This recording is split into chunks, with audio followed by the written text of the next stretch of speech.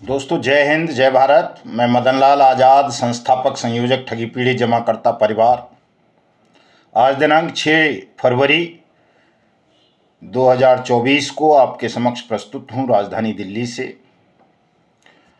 एक बड़ी खबर आप सबको बताने के लिए। पूरा वीडियो ध्यान से सुन लेंगे। जिन साथियों ने हमारे YouTube चैनल तप जप को अभी तक सब्सक्राइब नहीं किया है वो इसे सब्सक्राइब ज़रूर कर लेंगे और मेरे इस वीडियो संदेश को ज़्यादा से ज़्यादा शेयर कर देंगे, लाइक भी कर देंगे, कमेंट भी कर देंगे दोस्तों, ताकि हमारा और आपका जुड़ाव बरकरार रह सके। हमारी बात देश के 42 करोड़ ठगी पीड़ितों तक पहुंच सके और उनकी पीड़ा जानकर हम उनकी पीड़ा का भुगतान की समस्या का समाधान करने में निरंतर कार्य कर सकें। तो दोस्तों, जैसा कि मैं आमतौर पर बताता रहा हूँ कि भुगतान की गारंटी के अधिकार अनियमित जमा योजनाएं पाबंदी कानून 2019 के क्रियान्वयन के लिए केंद्र सरकार ने काफ़ी प्रयास किए हैं। एक अच्छा कानून देश के उन तमाम ठगी पीड़ितों को बना कर के दिया है जिनकी मेहनत की पूंजी को ठग बारी बारी से योजनाएं बनाकर योजनाबद्ध ढंग से हड़प लेते हैं, ठग लेते हैं। इस कानून में 2-3 बातें प्रमुखता से हमारी सरकार ने कही हैं, ऐसे नियम बनाए हैं।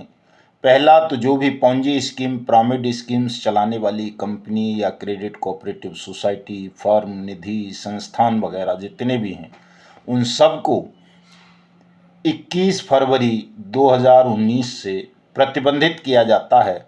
अब देश में कोई भी ठग कंपनी या क्रेडिट कोऑपरेटिव सोसाइटी प्रोडक्ट्स के नाम पर, रियल एस्टेट के नाम पर, जमा योजनाओं के नाम पर, जीवन बीमा के नाम पर, बोनस के नाम पर या रिटर्न के नाम पर देश में नहीं चलेगी।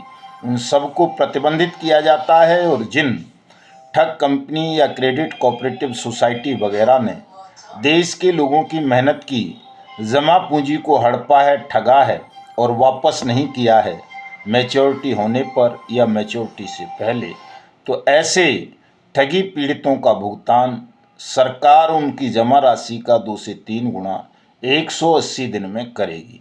साथ साथ इस कानून में उन मीडिया संस्थानों को भी निर्देशित किया गया है, सेलिब्रिटीज़ को निर्देशित किया गया है कि कोई भी मीडिया संस्थान, कोई भी सेलिब्रिटी किसी भी पॉन्जी स्कीम्स या पिरामिड स्कीम चलाने वाली कंपनी या क्रेडिट कोऑपरेटिव सोसाइटी वगैरह का प्रचार प्रसार नहीं करेगा। यदि वो ऐसा करता है तो वो दंड का भागीदार होगा। ये 3 बातें मोटा मोटी हैं और ये कानून पूरे देश के लिए है दोस्तों, हर राज्य के लिए है, हर जिले के लिए है, हर तहसील के लिए है जो भी भारतवर्ष की हैं। हमारी मोदी सरकार ने इस कानून के क्रियान्वयन के लिए मिनिस्ट्री ऑफ फाइनेंस के फाइनेंशियल सर्विसेज डिपार्टमेंट के मार्फत 3-3 पत्र भेजे हैं तमाम राज्यों के चीफ सेक्रेटरीज को।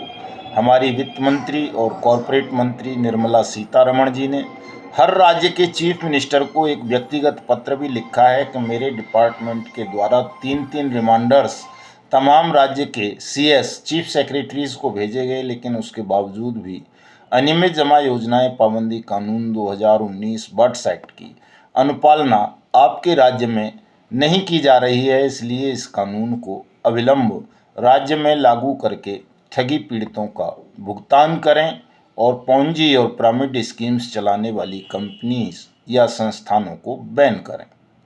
ये तमाम पत्र मैंने अपनी फेसबुक आईडी मदन लाल आज़ाद पर लगाए हैं दोस्तों, आप वहाँ जा कर के देख सकते हैं।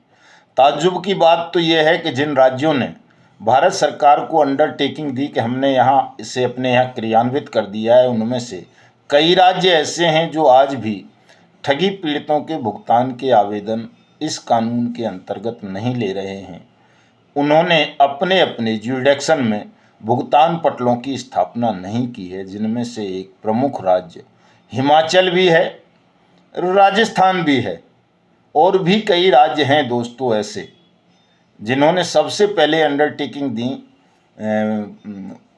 2019 में ही कि हमने अपने राज्य में इस एक्ट के अंतर्गत फास्ट ट्रैक कोर्ट गठित कर दी हैं। इस एक्ट के अंतर्गत सक्षम और सहायक सक्षम अधिकारी अपॉइंट कर दिए हैं। लेकिन दोस्तों, वो झूठी अंडरटेकिंग थी, ऐसा इन राज्यों में नहीं किया गया।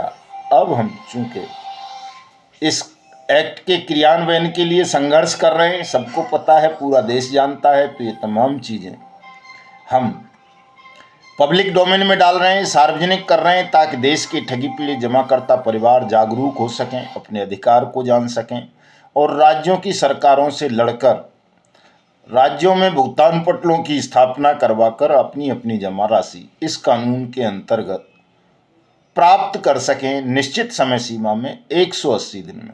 दोस्तों, इन पत्रों की मैंने अपनी फेसबुक आईडी पर लगाए हैं, तमाम व्हाट्सएप ग्रुप में सर्कुलेट हो रहे हैं, हमारे ट्विटर हैंडल युगांतर न्यूज़ पर हैं, हमारी वेबसाइट tapjap.in पर भी ये उपलब्ध हैं, आप वहाँ से भी ले सकते हैं। लिंक मैं डिस्क्रिप्शन में दे देता हूँ सभी का, यूट्यूब वो युगांतर न्यूज़ ट्विटर हैंडल का भी, एक्स बोलने लगे हैं आजकल उसको, और अपनी फेसबुक आईडी मदन लाल आज़ाद का भी, और अपनी वेबसाइट tapjap.in का भी, वहाँ से आप ये चीज़ें ले सकते हैं।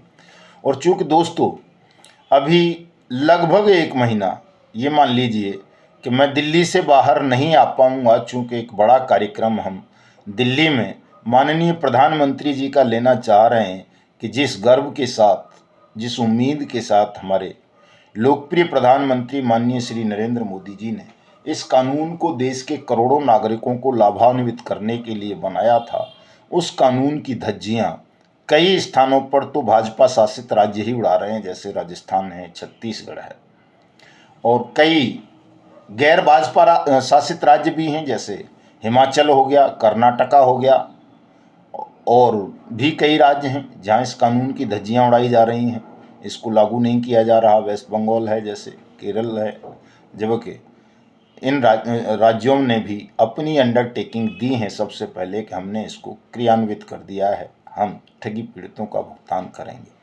तो हमें ये बात प्रधानमंत्री जी के संज्ञान में लाने के लिए एक बड़ा कार्यक्रम आयोजित करना है दिल्ली में। दोस्तों, उसके लिए मुझे बहुत सारी तैयारियां करनी हैं और मैं अभी लगभग 1 महीने दिल्ली से बाहर नहीं निकल पाऊंगा। इसलिए जो साथी हमारे जिस भी राज्य में हैं या नहीं हैं, तो वहाँ हमारी कमेटियों का गठन कर लें, ठगी पीड़ित जमाकर्ता परिवार की का, राज्य स्तर की का, मंडल स्तर की का, जिला स्तर की का, तहसील स्तर की का, ब्लॉक स्तर की का, और आप स्वयं ये तमाम भारत सरकार के डायरेक्शंस के जो लेटर हैं राज्यों के लिए वो निकाल लें, आवेदन फॉर्म निकाल लें, इनके जो वचन पत्र हैं राज्य सरकारों को कि हमने क्रियान्वित कर दिया वो निकाल लें, और साथ साथ एक्ट की प्रतियां निकालकर आप सब अपने अपने राज्यों के चीफ मिनिस्टर्स को मिलें, अपने संभागीय आयुक्तों को मिलें, जिला अधिकारियों को मिलें, तहसीलदारों को मिलें, एसडीएम को मिलें, और उनको ज्ञापन देकर उनसे राज्य में अपने भुगतान की मांग करें। दोस्तों, ये काम आप सबको तत्परता के साथ करना है, चूँकि 1 महीने तक हम आ नहीं पाएंगे कहीं भी दिल्ली से बाहर, चूँकि बहुत सारी ऐसी चीज़ें हैं जो केंद्र से ही सुनिश्चित होनी हैं। तमाम राज्यों को एक सख्त डायरेक्शंस इशू करानी है, और ये तब होगा जब आप करोड़ों नहीं तो लाखों की तादाद में यहाँ राजधानी दिल्ली में प्रधानमंत्री के समक्ष अपनी पीड़ा को व्यक्त करें।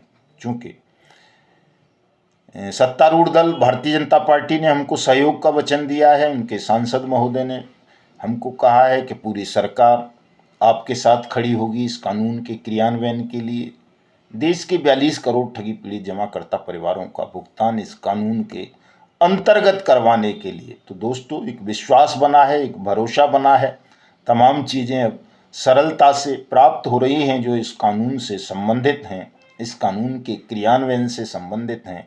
और निश्चित रूप से कानून एक बहुत सुंदर कानून है। इससे पहले देश में कोई ऐसा कानून नहीं था जिसके माध्यम से ठगी पीड़ितों का भुगतान हो सके, कोई कानून नहीं था। इसीलिए सुप्रीम कोर्ट के आदेश विफल हो गए, हाई कोर्ट्स के आदेश विफल हो गए, तमाम लिक्विडेटर विफल हुए, तमाम एनसीएलटी और तमाम जितना भी ये एजेंसीज़ हैं, लॉ इन्फोर्समेंट एजेंसी, सेबी वगैरह, सीआरसी वगैरह, सीबीआई, ईडी और तमाम वो भी विफल रहीं आपका भुगतान करने में, ठगों के खिलाफ प्रॉपर कार्रवाई करने में। लेकिन इस कानून के बन जाने से अब एक विश्वास पैदा हुआ है कि अब कोई ठग खुली हवा में सांस नहीं ले सकेगा, आपकी मेहनत की जमा पूंजी को हड़प नहीं सकेगा, चूंकि आपका पैसा वापस करने की गारंटी सरकार ने ये कानून बना करके दी है दोस्तों। तो तमाम साथी इस वक्त अलर्ट मोड पर रहें, जागरूक हो जाएं, थोड़े दिन के लिए नींद का, भूख का, प्यास का, तनाव का